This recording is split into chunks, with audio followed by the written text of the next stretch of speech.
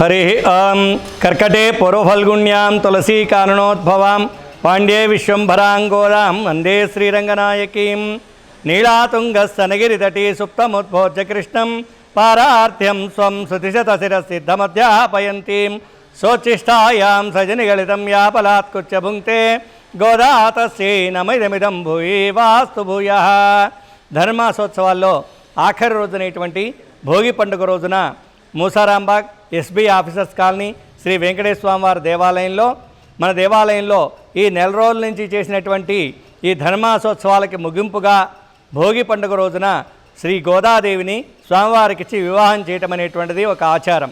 దాని ప్రకారంగా ఈ సనాతనమైన ధర్మాన్ని మనం పరిపాలన చేస్తూ ఆచరణ చేస్తూ స్వామివారి యొక్క కళ్యాణోత్సవాన్ని గోదాదేవి గోదా శ్రీనివాసుల యొక్క కళ్యాణోత్సవాన్ని మనం 13వ తారీఖు ఉదయం 10 గంటలకు చేస్తూ ఉన్నాం. ఈ గోదా శ్రీనివాసుల కళ్యాణం జరిగినటువంటి రోజు అనంతమైనటువంటి భోగమైనటువంటి అమ్మవారు శ్రీవారిని అత్యంత వైభోగంగా పెళ్లి చేసుకునేటువంటి రోజు కాబట్టి భోగి పండుగ అనేటువంటి పేరు వచ్చింది ఒక రకంగా. రెండవది భోగి మంటలు వేస్తారు కాబట్టి భోగి రోజున భోగి పండుగ అని చెప్పి అంటూ ఉంటారు.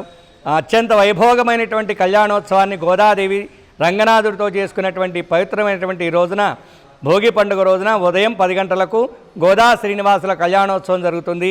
ఎవరైనా సరే వివాహం కావాల్సినటువంటి వాళ్ళు ఇంట్లో ఏదైనా శుభకార్యం నిలిచిపోయినటువంటి వారు ఎవరైనా సరే ఈ గోదా కళ్యాణంలో పాల్గొన్నట్లయితే గోదా రంగనాథుల యొక్క అనుగ్రహంతో వారి ఇంట్లో నిలిచిపోయినటువంటి శుభకార్యములు ప్రధానంగా వివాహాది కార్యక్రమాలన్నీ కూడా దిగ్విజయంగా జరుగుతాయని చెప్పి ఒక నమ్మకం.